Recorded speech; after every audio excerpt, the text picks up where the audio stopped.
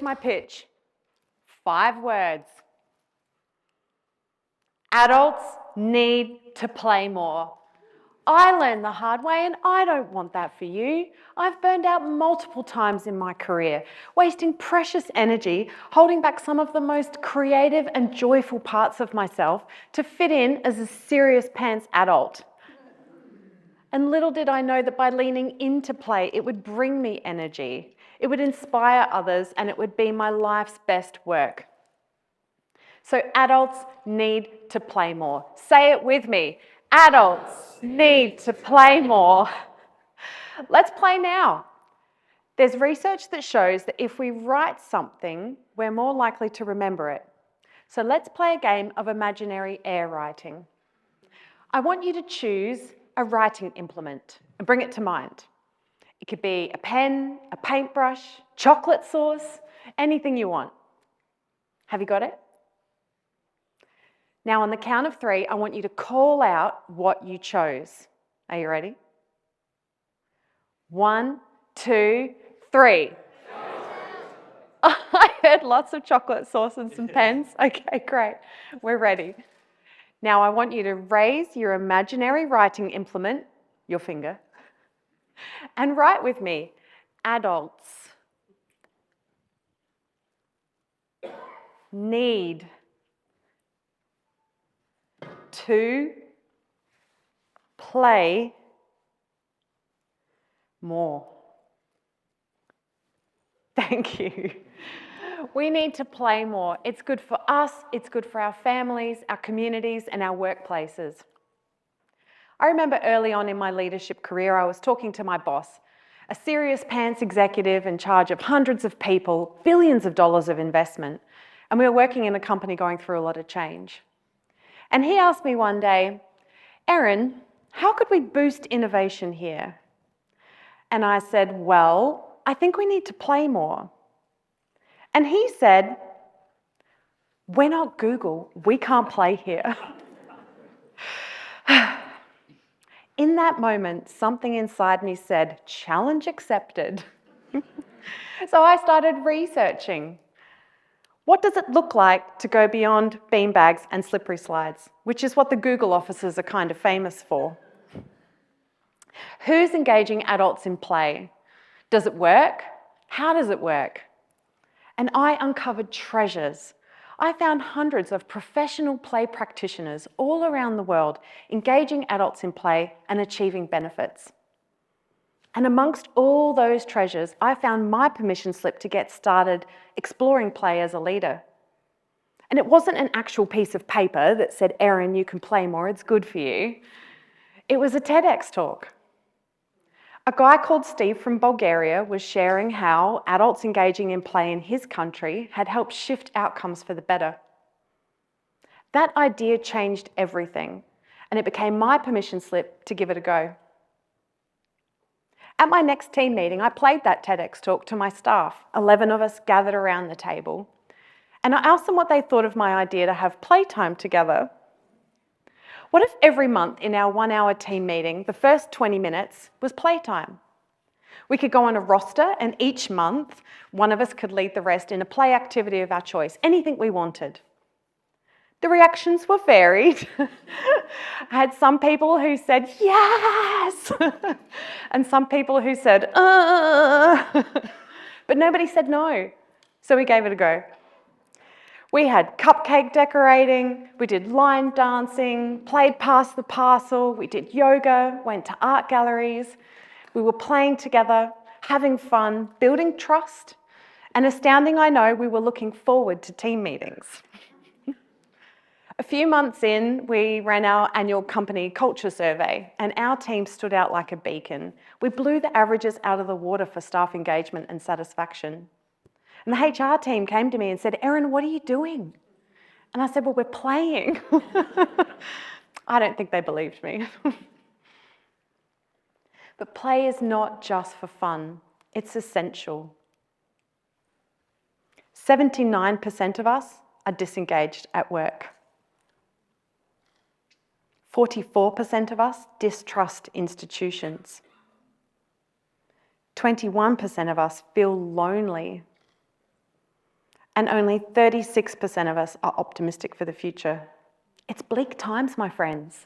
And yet as far back as 1992, last century, research in New Zealand showed that adults engaging in playful behaviours in supportive environments boosted productivity, creativity, and importantly, solidarity, the very antidote to disengagement, distrust, loneliness, and apathy.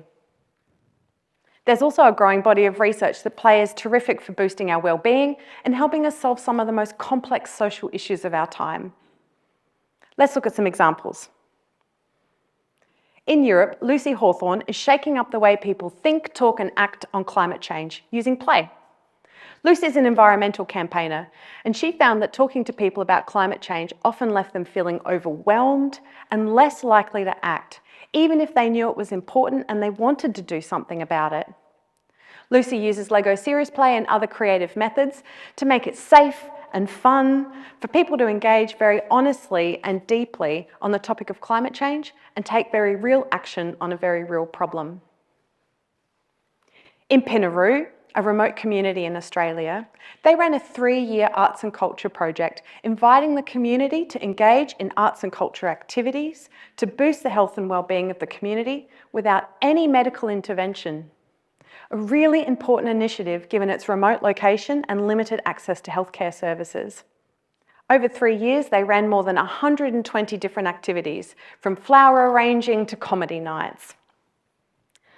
They also ran health assessment data over those 3 years and found amazing results.